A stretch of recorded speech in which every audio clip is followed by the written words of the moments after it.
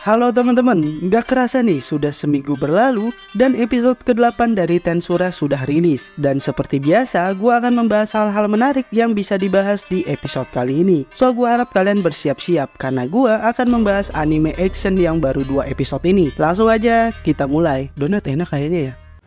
Ntar kena copyright lagi bikin lagu opening apa ya? Welcome to my channel, welcome to my channel, welcome to my channel, ya!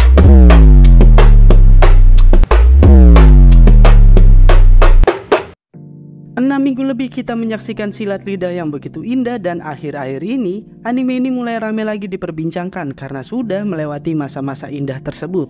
Dan gue ucapkan selamat nih buat kalian yang sudah melewati fase tersebut dan siap menyaksikan pertarungan maha dahsyat yang membuat Anda ingin memakan donat. But anyway, let's back to the content. Episode ini dibuka dengan adegan Luminas yang memeluk peti suci yang berisikan satu wanita yang sangat cantik dan sepertinya wajahnya sangat tidak asing. Kalau menurut gua, awalnya tuh gua kira mirip banget sama Hinata. Tapi kalau diperhatikan lagi sepertinya bukan. Terus dia siapa bang? Sebenarnya ini tuh bukan rahasia banget dia itu siapa. Dan gue yakin penonton tuh sudah banyak yang tahu dia siapa. Ya, itu adalah tubuh pahlawan terpilih bertopeng atau Chloe dewasa yang sempat digunakan oleh jiwa Hinata Sakaguchi di dalam tubuh tersebut. Terdapat juga sosok ego yang sangat kuat dan jahat yang dikenal sebagai Chronoa. Hah, gimana bang? Chloe bukannya masih bocah? Hinata bukannya ada di Tempest? Chronoa itu siapanya krokodil bang? Shh, tenang, gue sudah jelaskan sampai serak-serak basah di pembahasan time travel dan manas. Gue ingatin untuk terakhir kali, kalian yang belum tahu alurnya, tonton dulu video tentang manas. Karena di pembahasan ini, tanpa kalian tonton pembahasan manas, pasti kalian bakal kebingungan selanjutnya gue ngomong apa. Dan kalau misalnya nih kalian sudah nonton tapi masih nggak paham, berarti kapasitasnya memang segitu aja, jadi nggak usah dipaksain, kasihan. Intinya setelah Hinata menyelamatkan Shizue Izawa dan memberikan topeng, Hinata meminta tubuh ini tuh disegel di dalam peti atau tabung suci karena Chronoa sudah tidak bisa Hinata kendalikan lagi. Dan Hinata pun disegel bersama Chronoa. Karena Hinata nanti disaman, tidak mungkin nih ada 2 Hinata dan akhirnya di dalam peti tersebut tersisalah tubuh dan jiwa Chronoa saja. Jadi sudah clear dan jelas ya, di dalam peti itu hanyalah Chronoa dan tubuh Chloe. Dengan catatan semua kejadian di masa lalu baik Hinata dan Chloe sama sekali tidak ingat, dan cuma Luminas lah satu-satunya individu yang tahu tentang Hinata dan Chloe. Makanya Luminas tuh sangat memprioritaskan si Hinata di Gereja Suci Barat. Dan kenapa bang Luminas sampai segitunya kepada tubuh tersebut? Karena bisa dibilang tubuh itu adalah tubuh yang dulu digunakan oleh Hinata dan Chloe yang berhasil menyegel Veldora. Makanya Luminas tuh sampai segitunya gitu sama tubuh tersebut, karena bisa dibilang sosok pahlawan lah bagi Luminas. Oke, balik ke alur episode 8. Di situ Luminas memeluk peti atau tabung tersebut sampai-sampai dirinya itu terbakar karena suhunya sangatlah dingin. Lah kok kebakar bang? Karena luka bakar tuh bukan hanya karena api, suhu yang sangat dingin pun bisa mengakibatkan luka bakar. Tapi ya itu semua tuh gak ada artinya untuk Luminas, karena bisa dilihat luka tersebut langsung sembuh dengan Ultra Speed Regeneration-nya. Lalu Louis juga memberitahu bahwa Hinata sudah berangkat ke Tempest, dan sepertinya Luminaris tuh merencanakan sesuatu yang membuat Luminas tidak bisa tinggal diam. Karena Hinata adalah sosok penting untuk Luminas dan mereka pun akhirnya berangkat ke Tempest. Shin pun berpindah ke Tempest dan menampilkan pertarungan antara kubu Rimuru dan kubu pasukan Crusader yang masih saling jual beli serangan, dan memperlihatkan lanjutan kemana Sion melompat di episode sebelumnya. Di situ Sion memperingatkan kepada Garde dan MC Shonen untuk menyerah atau mati, dan kalau menyerah Rimuru sudah pasti akan mengampuni mereka. Tapi karena Garde yang angkuh dan sang MC Shonen yang merasa monster tidak bisa dipercaya, memilih untuk tetap melawan Sion. Di situ juga MC Shonen memperingatkan hati-hati terhadap Sion karena dia bukanlah Kijin melainkan adalah Oni, atau sosok yang kalau tinggal di satu desa pasti akan dianggap sosok dewa dan kekuatannya sangatlah besar dan hampir setara gitu dengan Demon Lord. Di video gue sebelumnya gue juga sudah membahas tuh evolusi Oni, yang di episode ini malah lebih dipertegas lagi gitu kalau semua Kijin dari desa yang diserang pasukan O'Clock sekarang sudah berada di tingkatan evolusi Oni. Dan cuma Sion nih yang evolusinya sedikit melenceng, yaitu Wicked atau Evil Oni. Intinya secara tingkatan tetaplah sama, namun yang membedakan adalah spiritual soul-nya. Mystic Oni yang isinya itu adalah Benimaru dan lain-lain itu lebih seperti Dryad atau roh suci. Sedangkan Yvoloni, spiritual soulnya tuh lebih ke arah demonik. Ya kurang lebih seperti itu. Garde dan MC pun tetap memilih untuk melawan dan membuat barrier suci dan menyerang Sion, yang dengan sangat mudah itu ditepis oleh ayunan Giri Komori Sion. Sion juga memberitahu bahwa lebih baik mereka menyerah karena perbedaan kekuatan mereka sangatlah besar. Dan Sion memberikan tawaran. Saat sedang berbicara, Garde yang tidak mau mendengarkan Sion memotong omongannya dan membuat Sion melempar batu kecil yang menggores telinga Garde dan berkata kalau fungsi telinga itu adalah untuk mendengar saat orang berbicara. Hanya dengan batu kerikil saja sudah membuat telinga Garde sampai soak, apalagi kalau Sion serius. Sion memberikan penawaran agar mereka menyerang dengan serangan terkuatnya, dan jika Sion berhasil menahannya mereka harus menyerah. Garde yang semakin emosi dan merasa direndahkan sudah seperti orang yang sangat berbeda menurut MC Shonen. Dan Garde meminta pasukannya untuk menyerahkan sihir sucinya agar bisa membuat serangan yang sangat kuat. Di situ Sion langsung mengaktifkan unique skill Master Chef-nya yang memiliki sub-skill sebagai berikut, yaitu multi barrier dan all-seeing, dan berhasil membelah serangan tersebut. Seperti kata Diablo di episode 1, kalau skill Sion itu sangatlah merepotkan. Bukan hanya bisa membelah apapun, tetapi unsur alamnya pun bisa diubah semau Sion, sehingga hal yang tidak masuk akal bisa terjadi dengan serangan Sion. Membelah barrier suci pun hanya dengan satu ayunan pedang yang membuat mereka sadar bahwa perbedaan yang sangatlah besar, dan mereka pun akhirnya menyerah. Di saat yang bersamaan, Hinata yang masih berbincang-bincang dengan Rimuru masih belum sadar dengan kesalahpahaman ini, dan keadaan pun mulai memanas. Benimaru akan melawan Arnold, Sophia dan Albis melawan Bacchus dan Fritz, dan Zoe melawan Ritus.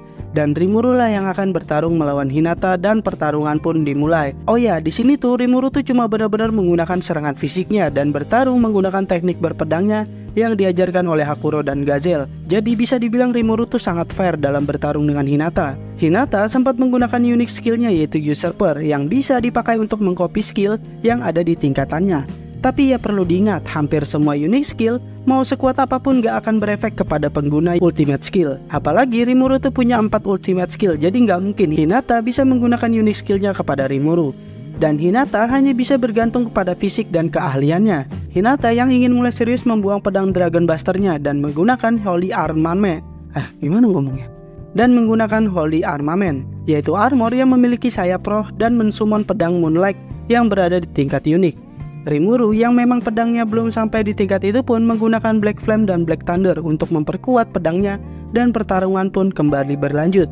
Serangan Hinata yang makin kesini semakin cepat dan seperti membuat Rimuru bergerak sesuai dengan keinginan Hinata, dan membuat tubuh Rimuru banyak mengalami goresan. Raphael juga menjelaskan serangannya tidak bisa membunuh Rimuru, namun bisa membuat energi Rimuru bocor dan cepat habis. Dan dalam sekejap mata, Raphael berhasil mendapatkan skill Movement Prediction yang didapatkan setelah menganalisa gerakan Hinata terus-menerus, yang membuat Rimuru dapat melihat sedikit masa depan serangan-serangan yang akan dilakukan Hinata, dan berhasil nih membuat keadaannya kembali seimbang. Hinata merasa kalau Rimuru tuh berubah dengan sangat drastis dan tidak mungkin ini hanya kebetulan, bahkan melebihi move predictionnya Hinata dan seperti bisa membaca pikiran Hinata. Hinata juga melihat bawaannya tuh sudah pada tumbang, dan Litus walaupun babak belur dia malah melihat Zoe dengan wajah memerah. Dan ada yang baper nih sepertinya dengan Ikemen satu ini. Untung aja nggak ada Sokka. Hinata menawarkan Rimuru untuk mengakhiri pertarungannya dan menerima serangan terkuatnya. Kalau Rimuru bisa menahannya, Hinata akan menyerah, dan Hinata juga memperingatkan serangan ini sangatlah kuat. Dan seakan memberitahu nih kalau dia tidak ada niatan membunuh sama sekali. Rimuru pun mengiyakannya dan memberitahu agar tidak mengganggunya dan negaranya lagi setelah ini usai. Dan Hinata pun tersenyum dan berkata, sudah kuduga kau akan berkata seperti itu. Rimuru yang melihat ini makin kebingungan, bukannya Hinata datang ke sini tuh untuk membunuhnya, dan merasa kalau ini semua tuh semakin gak beres. Ya tapi mau gimana lagi, udah terlanjur juga. Hinata pun mempersiapkan serangannya dengan jampi-jampinya. Serangan ini sebenarnya adalah serangan terkuat Hinata yang dulu disiapkan untuk melawan Luminas, dan Hinata pun menerjang Rimuru dengan serangan terakhirnya yang bernama Melt Slash. Rimuru sebenarnya tuh ingin menerima serangan itu karena cukup yakin itu tidak akan bisa membunuhnya. Tetapi tiba-tiba Raphael panik dan berkata ini tidak bisa dihindari, ini tidak bisa dihindari, dan memilih untuk menggunakan Beelzebub untuk menahan serangan tersebut. Dan serangan ini pun berhasil dilahap. Serangan tersebut juga berhasil mengkonsumsi Magiculus yang sangat banyak untuk Rimuru, yang membuat Rimuru langsung merasa lelah, dan setelah melihat Rimuru tidak kenapa-napa, Hinata pun tertawa dan berkata kalau Rimuru benar-benar luar biasa dan Hinata pun mengakui kekalahannya. Rimuru yang memang sudah merasa lelah pun melihat Raphael seperti orang yang terengah-engah dan seperti orang yang sangatlah panik. Dan Rimuru merasa sepertinya ada yang disembunyikan nih oleh Raphael. Oke, gue bahas sedikit. Jadi sebenarnya tuh Rimuru bisa aja menahan serangan Hinata pakai ultimate skill Uriel yang merupakan pertahanan absolut. Tetapi Raphael itu merasa kalau itu nggak ada benefitnya dan memilih untuk menggunakan Beelzebub agar bisa menganalisa skill tersebut dan bisa dijadikan skill untuk si Rimuru. Jadi si Raphael tuh pura-pura panik padahal mah dia seneng dan bilang, "Maya nih skill lagi buat si Rimuru." Dan perlu diingat memang Raphael memiliki sifat yang seperti itu. Apapun itu haruslah menguntungkan untuk tuannya Rimuru Tempest. Keadaan pun yang mulai mereda tiba-tiba berubah ketika pedang Dragon Buster berubah menjadi serangan yang menuju ke arah Rimuru. Karena Rimuru memang banyak kehabisan Magiculus dan kelelahan membuat Hinata melompat dan mengorbankan dirinya dan menerima serangan tersebut yang menembus tubuh Hinata menjadi seperti kue cincin hajatan dan episode pun berakhir. Nah itu dia pembahasan episode ke-8 dari Tensura Season 3. Kalau kalian tanya nih episode ini bagus atau tidak, gue bisa bilang episode ini tuh udah bagus dan sesuai dengan yang ada di manga dan light novelnya. Dan gue yakin banyak dari kalian yang merasa kecewa nih dengan action yang ada di episode ini.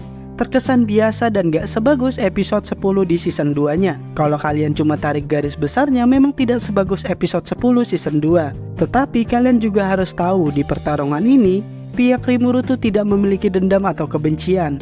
Dan Rimuru sendiri melarang membunuh siapapun dari pihak Hinata Sakaguchi. Sehingga pertarungannya terkesan santai dan tidak terlalu intens. Dan gua nggak bosan-bosan spoiler ini kalau season 3 ini bakal minim action dan akan lebih berfokus ke negara Tempest yang akan menjadi seperti apa ke depannya. Jadi nggak usah berharap action gila-gilaan di season 3 ini, karena memang seperti itu yang disuguhkan dari manga dan light novelnya. Kalaupun nanti ada action yang bagus ya anggap aja itu sebagai bonus. Gue ucapin terima kasih nih ke teman-teman yang selalu setia dengerin sampai detik ini. Gua undur diri, peace out and bye-bye.